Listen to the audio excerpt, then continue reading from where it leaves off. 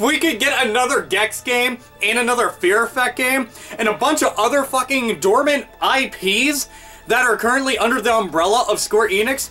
Fuck and yes. I want all this to happen so damn much. You have no idea. My balls are fucking swelling with joy at the moment at the very fucking idea that we could get shit like, okay, we could go and jump into the Square Enix side of things. I could actually, potentially, maybe, possibly, get another Einhander game or a remake of it. I mean, it's only one of my favorite shooters in the entire goddamn universe. Fuck yeah, I would love that. But Gex and Fear Effect, those games were fucking amazing. The 32-bit generation. Dude, okay, Gex, 2D Gex and 3D Gex, especially 3D Gex, that was my favorite form of the Gex games, were phenomenal. And it's one of those platforming franchises people just kind of forgot about for whatever reason. I don't know why, because they're so fucking good. That shit was on Sega Saturn, PlayStation 1, 3DO, yes, motherfucking 3DO, which was actually one of the best versions of it. Kind of weird, isn't it? PlayStation, just everything. It was everywhere. And it was so fucking cool. All 90s kids, you fucking know exactly what I mean. Gex was the shit. But a more mature title, complete fucking opposite spectrum of Gex, was the Fear Effect games. The first two Fear Effect games, and there was actually a third one. Kind of forgot about that until I was just talking about this now. But they were making a third Fear Effect game, and it was supposed to be on PlayStation 2, I want to say. But I'm pretty sure it's on Unseen 64. Can probably find some info on there. That's what happens whenever you're doing this shit off the top of your head. But they were making a third Fear Effect game. It never happened. It'd be kind of cool if they could go and remake this shit, or just bring it back, or get some of the old development staff from it and just continue the project. Gex Enter the Gecko 2, that'd be kind of cool. You know, just all these ideas. And the way that this can happen is Square Enix has probably one of the best ideas that they've had in a long time, in my opinion, and that's the Square Enix Collective. The Square Enix Collective is, it's pretty much this. They're allowing any development teams to go and utilize their IPs and presenting the projects to them.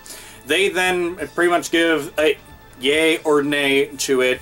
It then will go in front of fans, shit tons of people, to go and criticize or praise the living shit out of, say all the things that they like about it, does, you know, gauge public interest in the staff, in the project, in the development team, in the idea of it. And they can do this with brand new IPs. Keep in mind, this isn't just dormant IPs. They can actually go and present new IPs to them. But the idea that you can go and start working on dormant IPs for a big-ass company like them, keep in mind that Square Enix, you know, they picked up Crystal Dynamics, they picked up Core, they picked up tons of different companies, and, you know, and then it's Square Enix, and it's all merged into one big-ass company. So the just wealth of content that they have that's not being utilized is pretty staggering whenever you think about it. But they present this game to Square Enix, then they present it to the public, and then after that, they have to go and give a final decision of whether or not they want you to go ahead with it.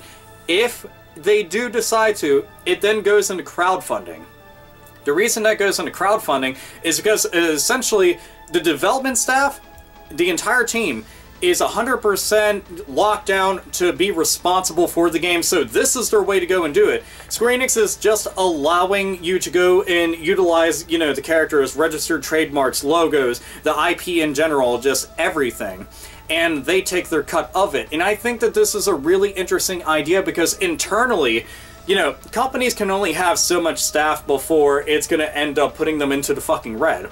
This is going to allow them to not only potentially go and start picking up really good staff, but it gets people's names out there, it gets them working, it gets IPs being made, it makes fans happy, it will make them happy at the end of the day.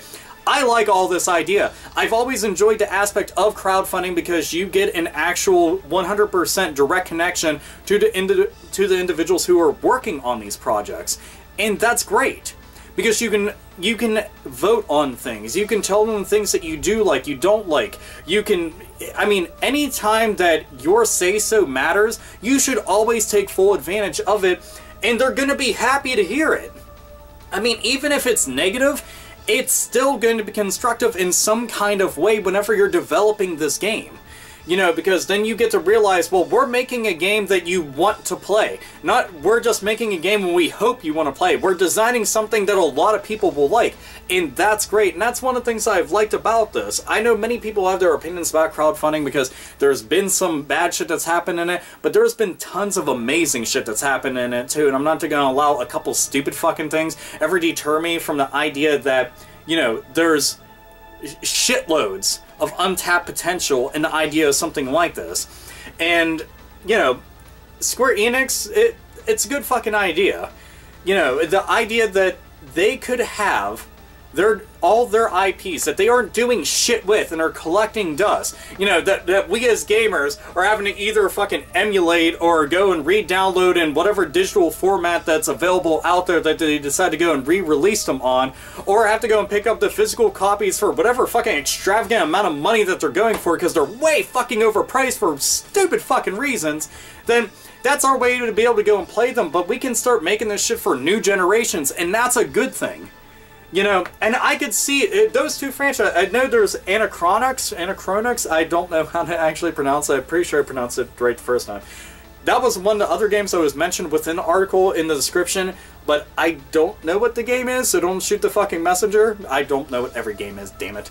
But there's just so many damn good games that could come out of this, and I know that there's so fucking many indie development teams out there that are as talented as AAA development teams without nearly the same budget and without nearly the same backing or the same amount of help, and they're able to fucking get the job done. And if they're able to bring back some shit that we love a whole bunch, or bring back shit that we know future generations would fucking love, I will fucking approve that shit all day long. So Square Enix Collective, fuck yes, run with this idea. You know, Square Enix has done a lot of stupid shit. We already fucking know that. But this right here is a damn good idea. Capcom's done something similar. Sega said that they were going to utilize Atlas in a similar way, but they still fucking haven't. If you're ever fucking listening, not a single person who works at Sega would ever give a shit about my videos. But for fuck's sake, you have one of the best back catalogs. You don't do shit with it, and that's a rant for another fucking day. God damn it.